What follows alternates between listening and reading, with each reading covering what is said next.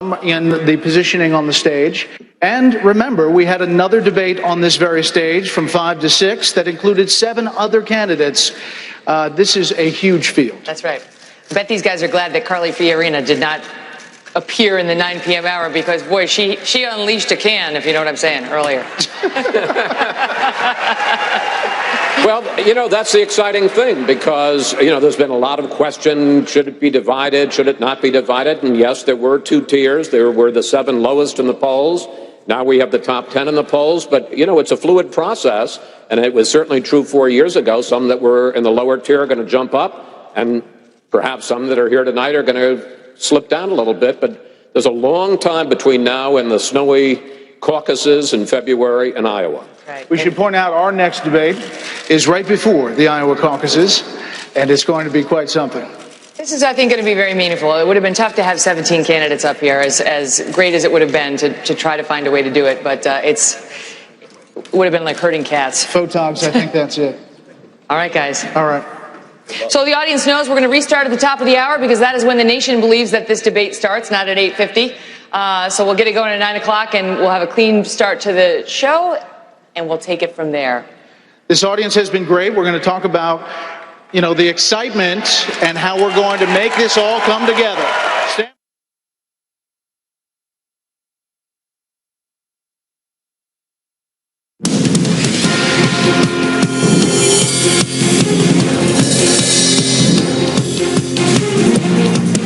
It is 9 p.m. on the East Coast, and the moment of truth has arrived.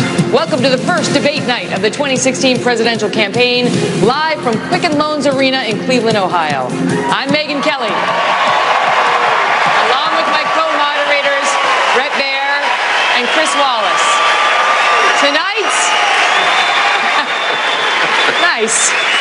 Tonight, thousands of people here in the queue, along with millions of voters at home, will get their very first chance to see the candidates face off in a debate, answering the questions you want answered. Less than a year from now, in this very arena, one of these 10 candidates, or one of the 7 on the previous debate tonight, will accept the Republican Party's nomination. Tonight's candidates were selected based on an average of 5 national polls. Just a few hours ago, you heard from the candidates ranked 11 through 17, and now the primetime event, the top 10. Also of note, Fox News is partnering for tonight's debate with Facebook. For the past several weeks, we've been asking you for questions for the candidates on Facebook. Nearly 6 million of you, 6 million, viewed the debate videos on our site, and more than 40,000 of you submitted questions, some of which you will hear us asking the candidates tonight. As for the candidates who will be answering those questions, here they are, positioned on the stage by how they stand in the polls. In the center of the stage tonight, businessman Donald Trump. Former Florida Governor Jeb Bush. Wisconsin Governor Scott Walker. Former Arkansas Governor Mike Huckabee. Neurosurgeon Dr. Ben Carson. Texas Senator Ted Cruz. Florida Senator Marco Rubio. Kentucky Senator Rand Paul. New Jersey Governor Chris Christie. And your very own Governor of Ohio, John Kasich.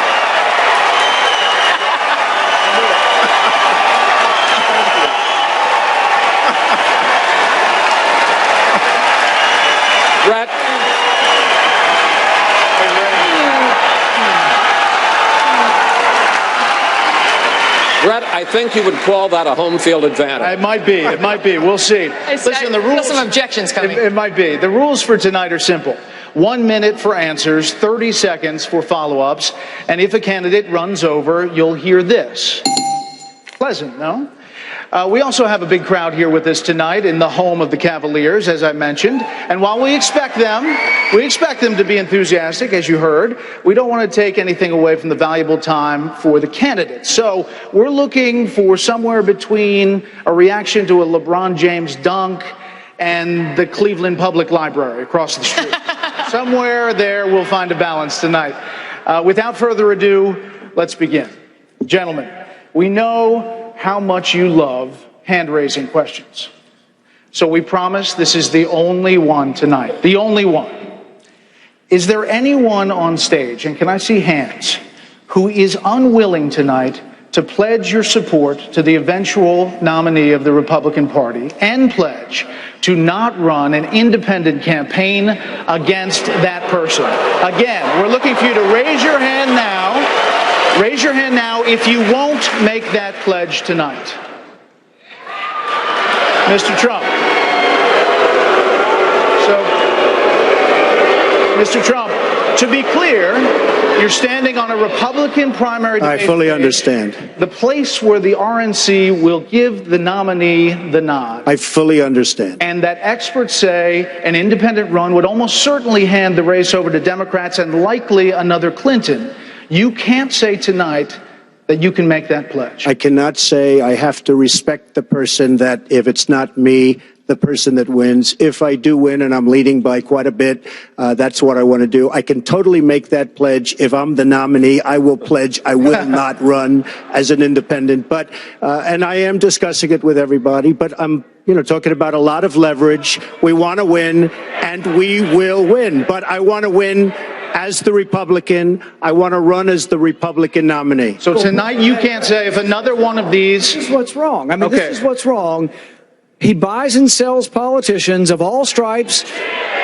He's already... Dr. Paul. Hey, look, he's already hedging his bet on the Clintons, okay? So if he doesn't run as a Republican, maybe he supports Clinton or maybe runs as an independent. Okay. But I'd say that he's already hedging his bets because he's used to buying politicians. Well, I've given him plenty of money. Just to be clear, you can't make it. We're going to move on. You're not going to make the pledge tonight. I will not make the pledge at this time. Okay. All right. That's what. Gentlemen, our first round of questions is on the subject of electability in the general election. And we start tonight with you, Dr. Carson. You are a successful neurosurgeon, but you admit that you have had to study up when it comes to foreign policy, saying there's a lot to learn. Your critics say that your inexperience shows. You suggested that the Baltic states are not a part of NATO, and just months ago you were unfamiliar with the major political parties and government in Israel. And domestically, you thought Alan Greenspan had been Treasury Secretary instead of Federal Reserve Chair. Aren't these basic mistakes, and don't they raise legitimate questions about whether you are ready to be president? Well, I could take issue with all of those things, but we don't have time. But I will say we have a debate here tonight, and we will have an opportunity to explore those areas. And I'm looking very much forward to demonstrating that, in fact, the thing that is probably most important is having a brain and to be able to figure things out and learn things very rapidly. So, experience comes from a large number of different arenas. And America became a great nation early on, not because it was flooded with politicians, but because it was flooded with people who understood the value of personal responsibility, hard work, creativity, innovation, and that's what will get us on the right track now as well. Senator Rubio, when Jeb Bush announced his candidacy for presidency, he said this: there's no passing off responsibility when you're a governor, no blending into the legislative crowd. Could you please address Governor Bush across the stage here and explain to him why you, someone who has never held executive office, are better prepared to be president than he is, a man who you say did a great job running your state of Florida for 8 years? Well, thank you for the question, Chris, and it's great to be here tonight. Let me begin by saying this. I'm not new to the political process. I was making a contribution as the Speaker of the third largest and most diverse state in the country well before I even got into the Senate. I would add to that that this election cannot be a resume competition. It's important to be qualified, but if this election is a resume competition, then Hillary Clinton's going to be the next president because she's been in office and in government longer than anybody else running here tonight. Here's what this election better be about. This election better be about the future, not the past. It better be about the issues our nation and the world is facing today, not simply the issues we once faced. This country is facing an economy that has been radically transformed. You know, the largest retailer in the country, in the world today, Amazon, doesn't even own a single store, and these changes have been disruptive. They have changed people's lives. The jobs that once sustained our middle class, they either don't pay enough or they are gone, and we need someone that understands that as our nominee. If I'm our nominee, how is Hillary Clinton going to lecture me about living paycheck to paycheck? I was raised paycheck to paycheck. How is she going to lecture me? How is she going to lecture me about student loans? I owed over $100,000 just 4 years ago. If I'm our nominee, we will be the party of the future. Governor Bush, you have insisted that you're your own man. You say you have a life experience uniquely your own, not your father's, not your brother's. But there are several opponents on this stage who get big applause lines in early voting states with this line. Quote, the last thing the country needs is another Bush in the Oval Office. So do you understand the real concern in this country about dynastic politics? Absolutely, I do. And I'm going to run hard, run with heart, and run to win. I'm going to have to earn this. Maybe the bar is even higher for me. That's fine. I've got a record in Florida. I'm proud of my dad, and I'm certainly proud of my brother. In Florida, they call me Jeb because I earned it. I cut taxes every year, totaling $19 billion. We balanced every budget. We went from $1 billion of reserves to $9 billion of reserves. We were one of 2 states that went to AAA bond rating. They call me Vito Corleone because I vetoed 2,500 separate line items in the budget. I'm my own man. I govern as a conservative, and I govern effectively. And the net effect was, during my 8 years, 1.3 million jobs were created. We left the state better off because I applied conservative principles in a purple state the right way, and people rose up. Thank you, sir. Mr. Trump, one of the things people love about you is you speak your mind and you don't use a politician's filter. However, that is not without its downsides, in particular when it comes to women. You've called women you don't like fat pigs, dogs, slobs, and disgusting animals. Your Twitter account... Only Rosie O'Donnell. No, it wasn't. Your Twitter account...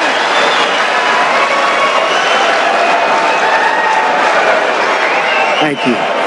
For the record, it was well beyond Rosie O'Donnell. Yes, I'm sure it was. Your Twitter account has several disparaging comments about women's looks. You once told a contestant on Celebrity Apprentice it would be a pretty picture to see her on her knees. Does that sound to you like the temperament of a man we should elect as president?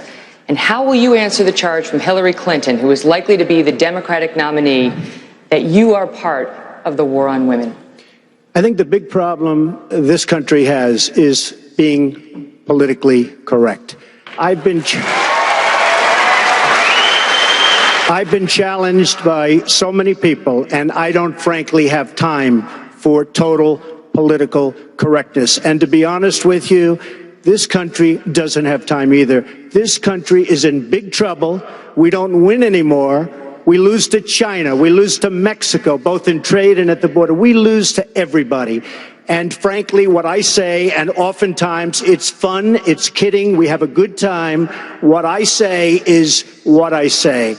And honestly, Megyn, if you don't like it, I'm sorry. I've been very nice to you, although I could probably maybe not be based on the way you have treated me, but I wouldn't do that. But you know what?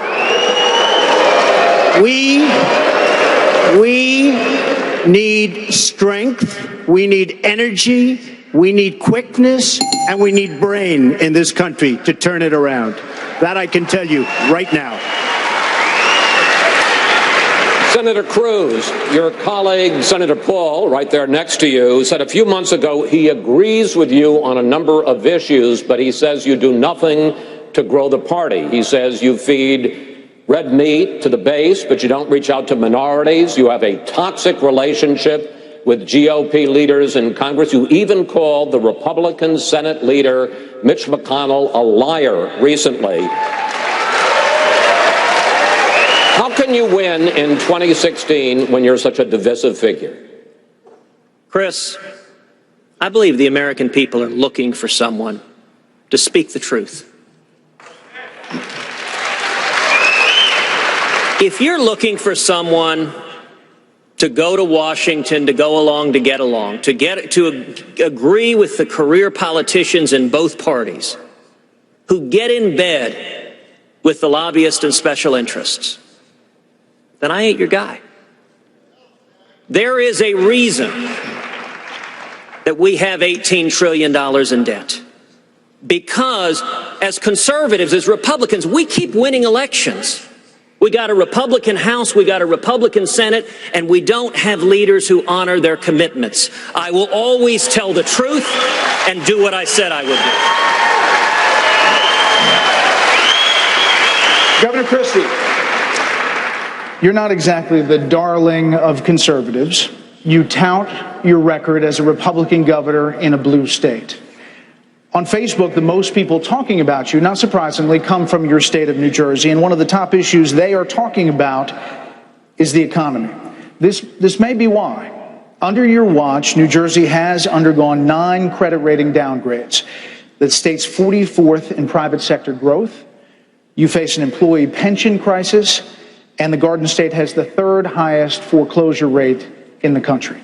So why should voters believe that your management of the country's finances would be any different? If you think it's bad now, you should have seen it when I got there. Fact is,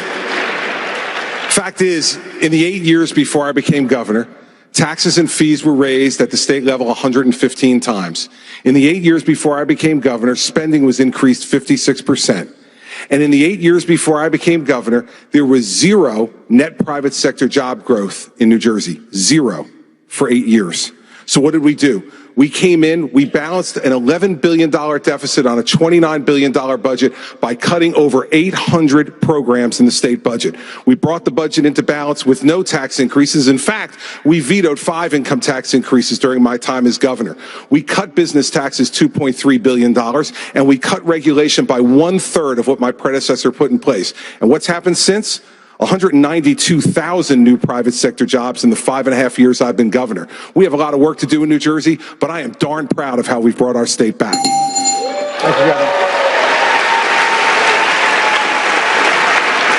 Governor Walker, you have consistently said that you want to make abortion illegal, even in cases of rape, incest, or to save the life of the mother. You recently signed an abortion law in Wisconsin that does have an exception for the mother's life, but you are on record as having objected to it. Would you really let a mother die rather than have an abortion?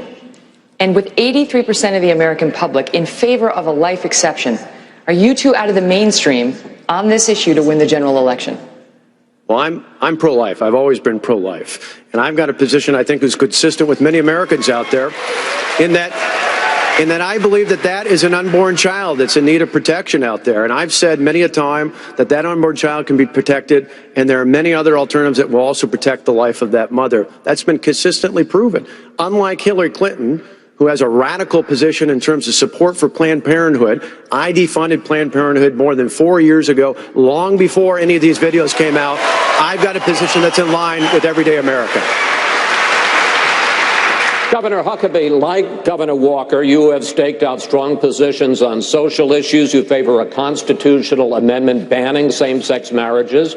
You favor a constitutional amendment banning abortions, except for the life of the mother. Millions of people in this country agree with you, but according to the polls, and again, this is an electability question, according to the polls, more people don't. So how do you persuade enough independents and Democrats to get elected in 2016? Chris, I disagree with the idea that the real issue is a constitutional amendment. That's a long and difficult process. I've actually taken a position that's bolder than that. A lot of people are talking about defunding Planned Parenthood as if that's a huge game changer. I think it's time to do something even more bold. I think the next president ought to invoke the 5th and 14th Amendments to the Constitution, now that we clearly know that baby inside the mother's womb is a person at the moment of conception. The reason we know that it is because of the DNA schedule that we now have clear scientific evidence on.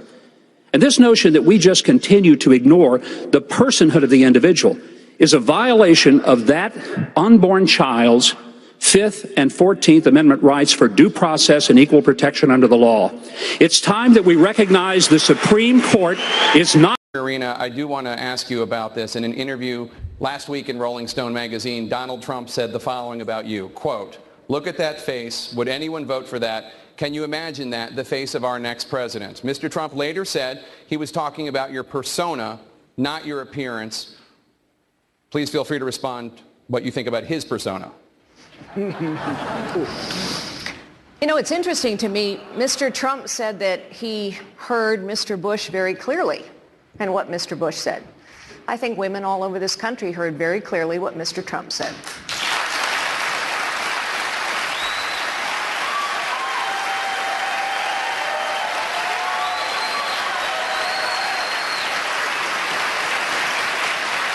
I think she's got a beautiful face, and I think she's a beautiful woman. All right, on that note, in less than 2 minutes, we're going to take a very quick break. In less than 2 minutes, Arena, I do want to ask you about this. In an interview last week in Rolling Stone magazine, Donald Trump said the following about you, quote, "Look at that face. Would anyone vote for that? Can you imagine that, the face of our next president?" Mr. Trump later said he was talking about your persona, not your appearance. Please feel free to respond what you think about his persona. You know, it's interesting to me. Mr. Trump said that he heard Mr. Bush very clearly and what Mr. Bush said. I think women all over this country heard very clearly what Mr. Trump said.